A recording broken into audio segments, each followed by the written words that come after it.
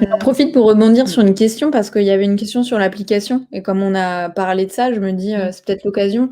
L'application Vulvae prendra-t-elle en compte les douleurs neuropathiques dues à l'endométriose telles que les décharges électriques au niveau de la vulve?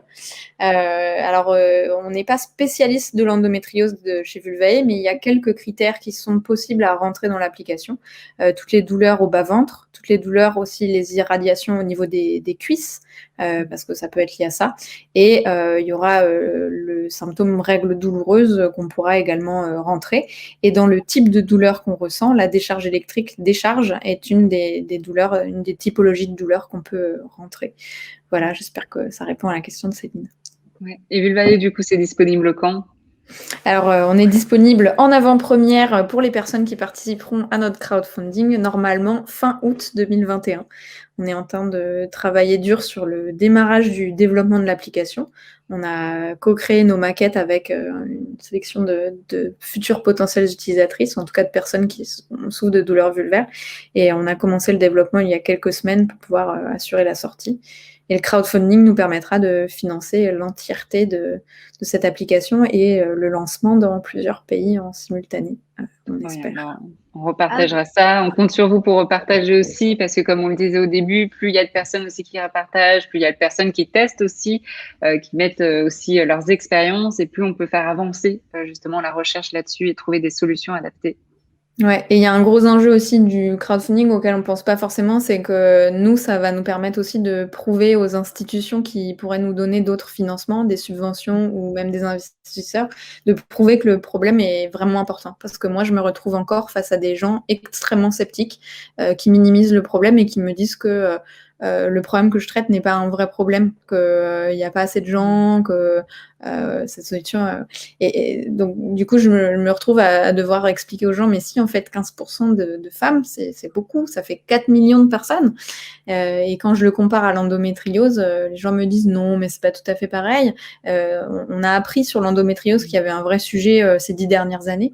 Et en fait, là, on est au tout début des douleurs vulvaires, un peu comme on était il y a 10 ans sur l'endométriose. Du coup, il y a tout à construire. Et du coup, le plus on aura d'abonnés, le plus on aura d'utilisateurs, le plus on pourra prouver aussi à ces gens qui sont sceptiques et qui nous mettent un peu des bâtons dans les roues, que en fait, c'est un sujet important à traiter. Ouais. Oui, et même... Vas-y, Camille. C'est-à-dire, oui, même si vous n'êtes pas concerné, c'est de se dire, je suis sûre qu'autour de moi, il y a une copine, il y a une amie, il y a quelqu'un de la famille qui est concerné, et donc de pouvoir porter aussi la voix pour ça, quoi. On se retrouve assez bien, je pense, avec Camille, dans ce que tu dis, Paola, parce que c'était la même chose pour Mia. Non, mais attendez, la sexologie, la santé sexuelle, très bien, mais ça intéresse pas beaucoup de monde, ça concerne pas beaucoup de monde. Et au final, on se rend compte que ça concerne énormément de personnes, que ce soit sur les douleurs génitales, que ce soit sur l'atteinte du plaisir, sur les problèmes de couple, etc. Et on le répète encore une fois, nous, c'est un peu notre phrase préférée, mais la santé sexuelle, c'est pas du tout une sous-santé. Donc, on a mal aux dents, on va chez le dentiste, on a des problèmes dans la zone génitale, on va former sa petite équipe médicale, gynéco, sage-femme, kiné, dermato, sexologue. Il y a vraiment des gens qui sont là maintenant, c'est des métiers qui existent.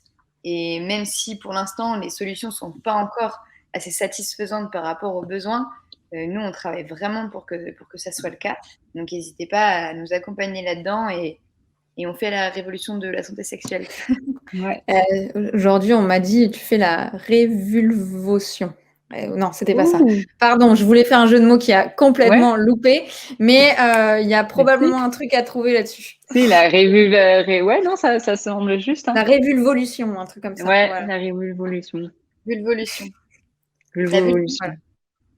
On va même en faire un verbe.